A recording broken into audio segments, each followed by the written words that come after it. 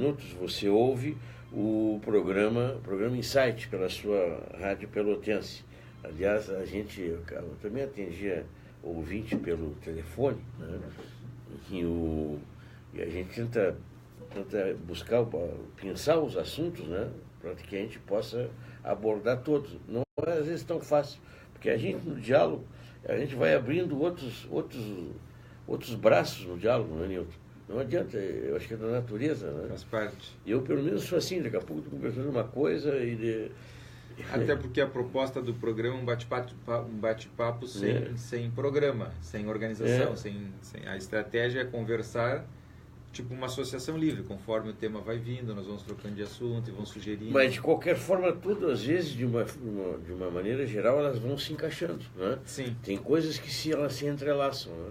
Essa é a parte do comportamento humano em convívio, é algo complicado, né? Porque eu já vivi em apartamento também, né? Tem muita gente que quer ajudar para tirar proveito, né? Quer ser o síndico, vamos ser uma palavra bem no português, né? Quer ser síndico para poder administrar o dinheiro que recolhe, né? E depois a gente sabe o que faz, a gente sabe o tipo de comportamento, né? Outros, né, querem que aquela norma seja rigorosa, né? E todo mundo tem que cumprir a norma. E aí começa a ser chato, porque tu estás morando na tua casa, aí o cara bate na tua porta, não, mas tu não tens que estacionar assim, tu não pode botar o vasinho naquela janela. E essas coisas assim. Sim. Tu te torna chato porque tu estás cobrando norma. Sim. E as pessoas só querem que os outros cumpram a norma. Não querem elas cumprirem a norma. A norma é boa quando os outros cumprem. Olha, se fosse fácil se relacionar e viver, seja numa comunidade de um prédio ou de um condomínio, seja em casa, as pessoas viveriam a mil maravilhas. A prática não aponta para isso. A prática diz que mais de 95% das relações dos casais e das relações ao redor do mundo são deficitárias. Mais de 95%. Quando nós conversamos, ouvimos e observamos as pessoas, certamente chegaria quase a 100%, mas por questão de não ser arrogante, nós se deixa uma margem, mas a maioria das pessoas vive muito mal, ou por momentos muito mal, e não tem consciência, então consideram isso normal. Algumas pessoas fundamentam a tradição, fundamentam as características de hábitos e costumes como algo normal, e não é normal. Na Idade Média, por exemplo, ser psicótico, ser louco era um padrão de normalidade, porque só um louco sobrevivia. Tamanha agressão, o indivíduo tinha que ser muito agressivo, muito violento para poder sobreviver, e durava 30 e poucos anos, até que alguém com mais violência matasse ele, ou quando tivesse uma debilidade muscular e tudo mais. Então, o padrão de funcionamento mental seria mais ou menos equivalente ao nosso psicótico hoje.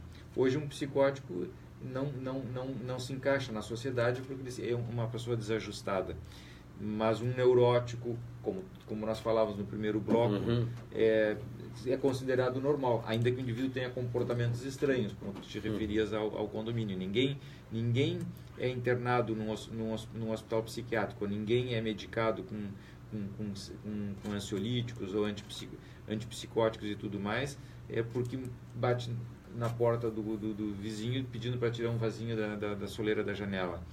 Mas são condutas estranhas do ponto de vista dos relacionamentos. Se olharmos para o trânsito, então nem se fala.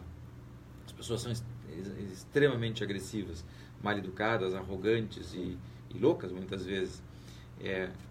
E claro, tem pessoas saudáveis, pessoas adequadas, que só na forma de dirigir tu já percebe que uma pessoa respeitosa, educada, que leva em consideração o outro, que está ali compartilhando a via pública e tudo mais. Tem pessoas que não compartilham a via pública, andam como se fosse delas, estão no pátio da casa, mais ou menos assim. Bom, e nós consideramos normal, porque o nosso padrão de normalidade aceita esse tipo de comportamento. O homem do futuro se diz que vai ser o psicopata, o indivíduo ligeiro que rouba o outro, que pega do outro. Mas aqui no país, eu acho. No mundo ocidental. Porque no mundo ocidental, tu vê assim, a cobrança de regras norte-americanas é violentíssima, né? E na Europa também. Bom, tolerância zero para o quadrado de leis que eles têm. Sim, mas, ali dentro pode mas tudo. se tem lei, tu tem que respeitar a lei. Sim, aqui sim. não, se tem lei, tu quer driblar a lei. Bom, A nossa conduta é diferente. Por uma né? característica nossa, nós não temos leis, nós não gostamos de respeitar leis. Agora, por primeira vez na história do brasileiro, surgiram 2 conjuntos de leis. A Lava Jato, que está tentando organizar as coisas de uma forma como pode, mas... E já querem desmoralizar, porque nós não aceitamos que alguém possa impor. Então, mas é um primeiro quadrado de leis que a sociedade diz, esse nós queremos e apoiamos. Então, está se mantendo ainda, de alguma forma.